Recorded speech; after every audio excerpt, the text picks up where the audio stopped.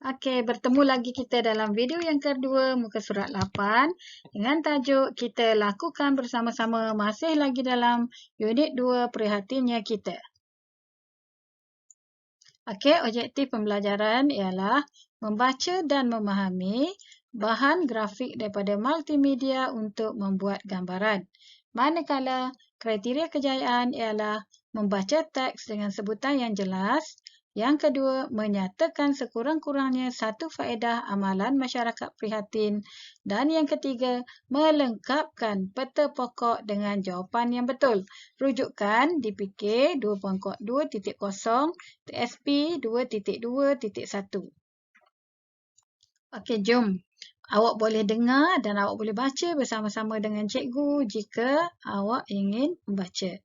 Okey, kerana selepas habis pelajaran ni hari ini, cikgu akan lakukan ujian yang pertama iaitu kemahiran untuk awak membaca. Jadi awak tolong tengok sebutan betul-betul ya. Okey, kita lakukan bersama-sama.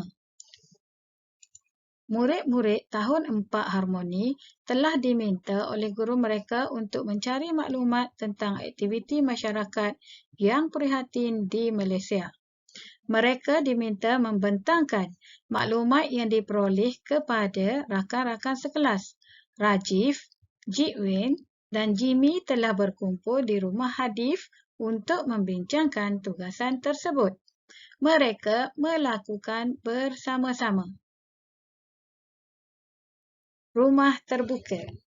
Amalan rumah terbuka merupakan satu cara masyarakat di negara ini bergaul antara satu sama lain. Dengan menghadiri rumah terbuka, masyarakat yang berbilang bangsa di negara ini dapat berkenal-kenalan dan beramah mesra. Amalan kunjung mengunjungi juga dapat mengeratkan hubungan silaturahim. Okey, seterusnya usung rumah. Amalan mengusung rumah dilakukan untuk memindahkan rumah ke lokasi baharu. Amalan ini menjadi satu budaya masyarakat tradisional di negara ini. Amalan mengusung rumah menunjukkan masyarakat yang sangat prihatin sesama jiran tetangga. Mereka mencari buluh di hutan bersama-sama, kemudian mengikat buluh-buluh di bahagian bawah rumah. Selepas itu, rumah tersebut diusung ke lokasi tapak rumah yang baharu. Setelah selesai, para pengusung rumah akan dijamu dengan makanan dan minuman. Keadaan ini menunjukkan tuan rumah prihatin dan menghargai pertolongan yang diberikan oleh masyarakat. Petikan seterusnya, gunting rambut percuma. Perkhidmatan gunting rambut secara percuma meringankan beban ibu bapa. Perkhidmatan ini dijalankan hasil kerjasama Ketua Kampung dan masyarakat setempat di Kampung Tok Rimau.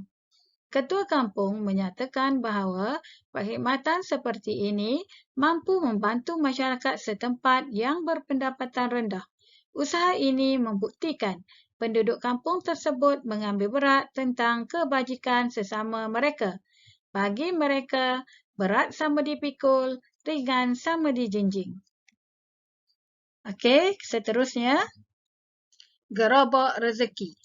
Gerobak rezeki ini terdapat di beberapa buah masjid dan surau. Gerobak rezeki ini ditempatkan di bahagian luar masjid atau surau. Hal ini bagi memudahkan golongan miskin mengambil barangan keperluan mereka. Barangan tersebut disumbangkan oleh masyarakat setempat yang ingin berkongsi rezeki. Barang-barang yang disediakan termasuklah beras, tepung, susu bayi, minyak masak dan sebagainya. Gerobak rezeki ini menunjukkan bahawa masyarakat di negara ini amat prihatin. Okey, ini biasa kita tengok di masjid kampung kita sendiri pun ada. Itulah yang dinamakan gerobak rezeki. Okey, apa yang cikgu nak awak faham, awak boleh baca dan awak boleh dapat apa intipati daripada petikan-petikan yang telah kita bacakan tadi. Okay, jom kita tengok slide seterusnya. Okey, daripada apa yang kita baca tadi, inilah yang cikgu nak awak dapatkan nanti iaitu faedah amalan masyarakat prihatin. Apa yang kita dapat daripada rumah terbuka? faedah ni benda yang kita dapat. Okey, benda yang kita dapat daripada program tersebut. Okey. Okey, ni usung rumah. Apa yang masyarakat di sini dapat? Kesan daripada diorang bekerjasama untuk usung rumah ni. Yang ketiga, apa yang masyarakat dapat? Kesan daripada gunting rambut secara percuma. Dan yang terakhir, apa yang masyarakat dapat? Hasil daripada gerobak rezeki. Itu yang dinamakan faedah. Kita tengok nanti macam mana cara nak cari. Okey, di sini sebenarnya cikgu dah nyatakan. Dalam setiap petikan yang kita baca tadi, contohnya amalan rumah terbuka merupakan satu cara masyarakat di negara ini bergaul antara satu sama lain. Dengan menghadiri rumah terbuka, masyarakat yang berbilang bangsa di negara ini dapat berkenal-kenalan dan beramah mesra. Okey, ini yang cikgu kata tadi, apa yang kita dapat hasil daripada kita mengadakan rumah terbuka. Bila kita adakan rumah terbuka, kan ramai orang datang ke rumah kita. Contohnya hari raya. Apabila kita mengadakan rumah terbuka, ramai tak kawan-kawan kita datang? Ramai kan? Jadi kalau kita tak kenal tu, maka kita makinlah kenal jiran kita. Kadang-kadang tu masa lain kita tak sempat pun. Masa kita buat rumah terbuka ni je kita sempat kenalan dengan jiran kita. Dalam setiap petikan ni ada dua. Yang pertama ni cikgu dah tanda dah. Tapi di sebelah sini cikgu dah bagi kedua-dua dah contoh. Okey, masyarakat dapat berkenal-kenalan dan beramah mesra. Ada tak dalam ni? Ada. Cikgu ambil dan petikan. Dan yang kedua, amalan kunjung-kunjung juga dapat. Okey, di sini dia kata dah. Dia bagi tahu dah dapat mengeratkan hubungan silaturahim. Jadi cikgu ubah sahaja kepada faedah. Okey, dapat mengeratkan hubungan silaturahim melalui amalan kunjung-mengunjung. Okey, yang seterusnya, apa faedah yang kita dapat daripada usung rumah? Cikgu dah tanda dah kat sini. Amalan mengusung rumah menunjukkan masyarakat yang sangat prihatin sesama jiran tetangga. Okey, jadi di sini kita buat apa? Mewujudkan budaya masyarakat prihatin sesama jiran. Kat sini kadang-kadang ada ayat yang perlu kita ubah untuk jadikan ayat ni lebih gramatis. Gramatis tu apa? Okey, gramatis tu sedap dan betul dari segi penggunaan bahasa dia. Okey, tengok kan kat sini kalau kita nak saling ni, dia kan panjang. Jadi kita jadikan ayat yang gramatis, mewujudkan budaya masyarakat prihatin sesama jiran. Yang kedua, apa yang kita dapat? Okey, menyemarakkan amalan kerjasama dalam kalangan jiran tetangga. Okey, setiap gambar ni cikgu dah garis dah kat mana dan cikgu dah keluarkan di sini. Jadi nanti awak cuma lengkapkan sahaja carta ataupun carta pokok yang cikgu beri itu, awak perlu lengkapkan saja berdasarkan apa yang telah diberi.